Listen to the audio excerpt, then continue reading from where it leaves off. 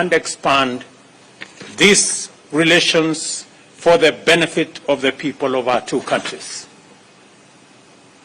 Our meeting provided us with the opportunity to discuss at great length modalities of enhancing trade and investment between Kenya and Italy.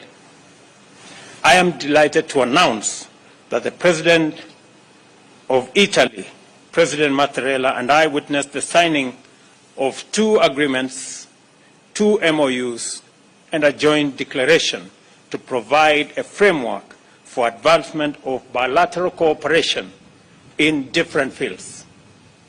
We have signed an MOU through which our two countries shall cooperate in the fields of health towards the realization of universal health coverage and improved pharmaceutical production.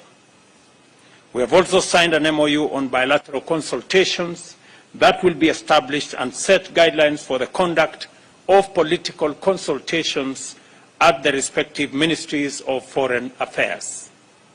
We've also committed in good faith to re-establish cooperation on the construction of Aror, Kimorer, and Itare dams and other water and sanitation projects which are critical to our agenda on food security, delivery of water, and climate action. I am very proud to announce that the 3 dams which were subject to court cases and court matters, we have now agreed on a framework to settle all the outstanding court cases and court matters, and have agreed that the facilities that had been provided for the construction of these dams will be renegotiated so that we can provide for the delivery of the dams and the implementation of the projects. The government of Italy has also committed to advance 100 million euros in grants and soft loans covering projects in agriculture, development of MSMEs, housing and urban settlement, health, the digital superhighway, and the creative economy. This will be done through the Kenya-Italy multi-annual 5-year cooperation strategy on sustainable development. We further committed to cooperate in enhancing our informal settlement redevelopment program, which our two countries recently launched to facilitate security of land tenure in informal settlements in various counties, including Kilifi, Siaya, and Ngong municipalities. And further, this is an opportunity to appreciate Italy for the Debt for Development program, which has provided tremendous support of water, health, education, and urban development programs.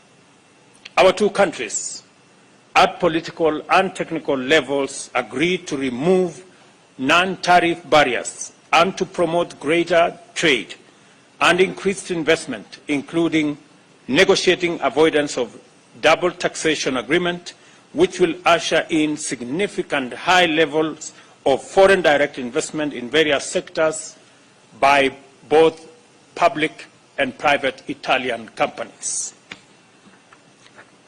We also exchanged views and shared ideas about emerging opportunities to improve the balance of trade between our two nations, including cooperation in agro-industrial, ICT, and biofuel projects, among others.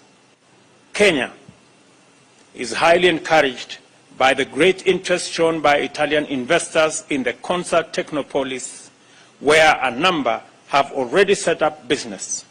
With this visit, we are confident that even more investors will take up the myriad of opportunities in the project, including the financing that was graciously extended to the government of Kenya by Italy for the horizontal development of facilities in Concert City. Kenya and Italy are in agreement that climate change and other environmental challenges must be addressed within the context of sustainable development. As a result, our meeting provided us an opportunity to explore the possibility of a stronger collective voice in pursuit of common regional and global priorities, especially through increased support for green, sustainable energy policies. Kenya will use this understanding to seek partnership and investments with Italian firms, especially in the geothermal space. And later this month, there will be a conference that will profile opportunities in the green energy space between Kenyan and Italian companies. For Kenya and the world, especially countries in the global south, to successfully surmount the global crisis of climate emergency, the biodiversity loss and pollution, more and better financing is indispensable. We have therefore initiated the overdue conversation about the need to reimagine and reform the international financial system to make it responsive, climate sensitive, and fit for purpose. In consideration of the need to articulate the opportunities and pursue greater progress in the green agenda for Kenya and Africa, I have informed President Raila that I am convening a climate action summit in Nairobi from August 4th to 6th September, this year, to which, Your Excellency, I invite you once again. I have assured the President of Kenya's strong position as a regional hub for investment, commerce, and other services, and the most attractive gateway to the East African COMESA and Africa Continental Free Trade Area markets.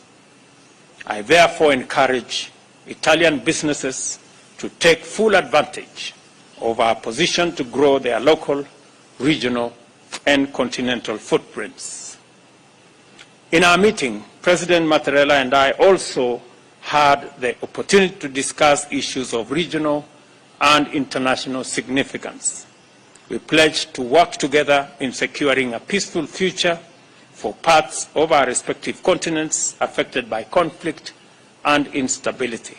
Kenya appreciates Italy's pledge to support our efforts to restore regional peace and security, including in the Horn of Africa, the efforts we are making in our sister country in Ethiopia, in South Sudan, and in DRC, not to forget the combined efforts we have in Somalia.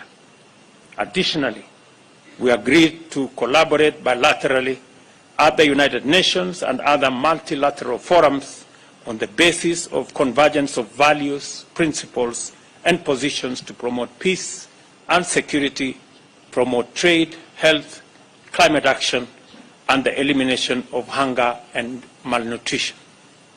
Our meeting also considered the initiation of the bilateral cooperation in such vital sectors as the art, culture, science, and technology.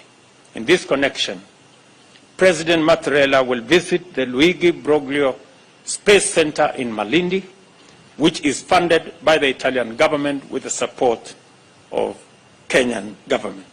Further, we agreed that our bilateral cooperation should enhance mutual benefit of the center's output in scientific and technological research for sustainable development in Kenya and globally. On this highly successful visit, President Raila and I reaffirmed the strong bonds of friendship and solidarity that hold our nations and peoples together. This state visit is a clear demonstration of the commitment we share to enhance bilateral ties through continuous dialogue and sustained exchange of knowledge. Once again,